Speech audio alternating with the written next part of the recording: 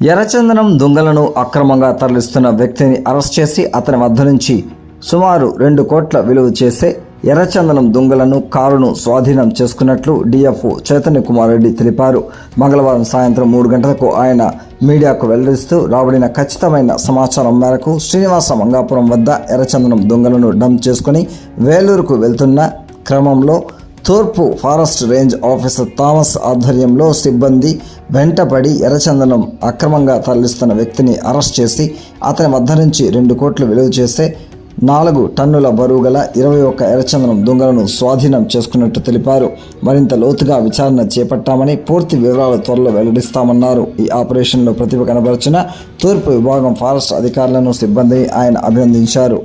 దొంగలు పట్టుకొని ఈ వెహికల్లో వస్తున్నట్టు మనకు సమాచారం అందిందండి. ఆ సమాచారం మేరకు ఇక్కడ నుంచి మన స్టాఫ్ని అక్కడ పంపించడం జరిగింది. సో తర్వాత మనల్ని తెలుసుకున్న వెంటనే ఎవరైతే ఈ డ్రైవర్ ఉన్నారో, తర్వాత ఈ వెహికల్ వీళ్ళు ఉన్నారో డంప్ చేసుకొని దాని నుంచి మనం చేయడం జరిగింది. ఆ చేయడంలో మనకు డ్యామేజ్ జరుగున్నాయి. తర్వాత ఈ వెహికల్ కూడా గుద్దడం జరిగింది. సో ప్రాణాలు తెగించి Chittoor east range staff officers, తర్వాత మిగతా రేంజ్ స్టాఫ్ అందరూ కూడా ఈ హార్స్ పర్సూట్‌లో ఈ వెహికల్‌ని పట్టుకోవడం జరిగింది. సో ముఖ్యంగా ఈ ఒక అతను కూడా మనకు దొరకడం జరిగింది, ఒక నిందితుడు.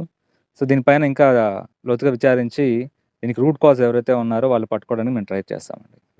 ఇది వచ్చేసేసి ఆ తిరుమల ప్రాంతం దగ్గర నుంచి వెల్లూరుకు పోతున్నట్టు మాకు సమాచారం ఉంది. వెల్లూరులో కూడా ఎక్కడో ఒక డంప్ ఉన్నట్టు మా ప్రాథమిక అంచనా సమాచారం కూడా. దాన్ని పట్టుకోవడానికే మేము ప్రయత్నిస్తున్నాం ఇప్పుడు. సో ఇప్పుడు ఇక్కడ మనకు దొరికినది 21 దుంగలు దొరుకున్నాయి. సో ఆల్మోస్ట్ 4-5 టన్నుల దాకా ఉండే ఛాన్స్ ఉంది. సో ఇది ఒక్కొక్కటి వచ్చేసేసి ఏ గ్రేడ్ కొన్ని, బి గ్రేడ్ కొన్ని ఉన్నాయి. ఏ గ్రేడ్ మెటీరియల్ వచ్చేసేసి మనకు ఓపెన్ ఆప్షన్లో 75 లక్షలు ఉంది. సో దాదాపు 4 టన్నులు ఉన్నా కూడా ఇది దాదాపు 2 కోట్ల పైబడిన 2-3 కోట్ల పైబడిన సరుకు అండి ఇది. వెహికల్ కూడా చేంజ్ చేశారా సార్?